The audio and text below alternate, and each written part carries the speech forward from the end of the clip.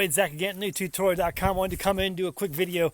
I have on this land hundreds of persimmon and plum trees, and just amazing amount of fruit, as well as huge blackberry patches. And I'll show you those in a second. But I'm learning as much as I possibly can about persimmons and plums, and particularly persimmons. Very unique tree. Here's a persimmon right here. Persimmon tree, and I've learned that persimmons, there are male and female trees. The males do not produce, the females do. And so I've also learned that if you have persimmon trees, it's very important to keep them free from any other trees that would crowd around them. And so I'm learning that, and I've noticed a couple of things, and I've had to Google some things, but I have just got hundreds of these persimmon trees all over the land, and plum trees as well. And some of these are producing really well, and some of them are not. And I've gone through and I have found a couple of them that are doing both. And so this one here, this is a female. It's obvious because it has some fruit on it. And let me try to find one. Where'd they go? It's not, oh, there we go. There's a small fruit right there. It's not producing a whole lot. Yeah, you can go up here and look at these. So, I mean, it's producing fruit on it, this persimmon tree, but it's not, it's really obviously early in the season, so they're not ripe at all. But it's not producing a whole lot. And the reason it wasn't producing a whole lot is because it was being crowded out. And so I took the chainsaw yesterday and I came through, and this cedar tree, we have tons of cedar trees all over the place, and they're basically all around my persimmon and plum trees. And this thing was really crowding out these two persimmon trees here. And they seem to be producing, you know, sort of slow. And I read that, hey, listen, if your persimmons are not producing, check to make sure it's not being crowded out. But persimmons are very unique also in that they are basically pest-free and disease-free. There's not a lot of diseases or pests that will tackle your persimmon trees. And they're also kind of hard to grow, which makes them finding good persimmon trees at your local market kind of expensive. And so if you have persimmon trees, you're really blessed. And also, you know, just because they don't really respond well to pest and to disease. And so I had to get rid of this thing, and I'm going to be cutting a number of these things down throughout the property because I've noticed a lot of them are crowding out my persimmons. And so I did that, and there's a whole pile of rubbish there from that thing that I cut up. And so now these things can breathe a little free. But that cedar tree was all up in that.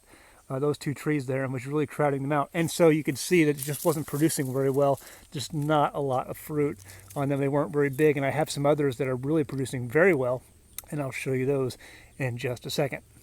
Over here, I mentioned I had blackberries. This here, from those cedar trees over there to over here, is a huge blackberry patch.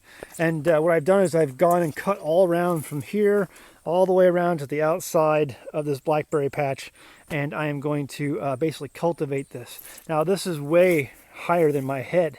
I wouldn't be able to reach these. So what I'm going to do over the course of this winter, this is all blackberry, nothing else growing in here. I'm going to basically cut paths through this, walking paths through this, and all around. I mean, this extends out for about 50 feet on the other side of this thing, and like I said, it's very well manicured. The previous owners who were over here on the land did a really good job at preserving this blackberry patch. However, the blackberries that are growing in the middle you can't get to. It's just way too hard. You'd never be able to reach over there. And like I said, this extends on about another 50 feet, and plus it's about another 75 feet, you know, this way. I don't know what that is, but it's really huge patch here. So what I'm gonna do, I'm gonna cut paths through this to help manicure this blackberry patch, and so I can get to it and just kind of maintain it, pull out any other things that I see growing in here during the course of the winter, and kind of just maintain it and give access to it. Give access. I'm gonna be able to harvest just pounds and pounds and pounds, buckets of blackberries out of this one patch.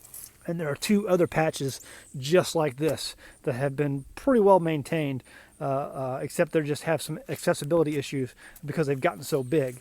And so we're going to do that by cutting paths through this and you know through the whole thing, and then getting access to the middle there where all these blackberries are going to be growing. Because you can get the sides pretty easy, but I mean, if I can't get to the ones up top and the ones in the middle, you know, there's a lot of blackberries that are going to waste. So there you go. There's just some more fruit. We're going to definitely be blessed with.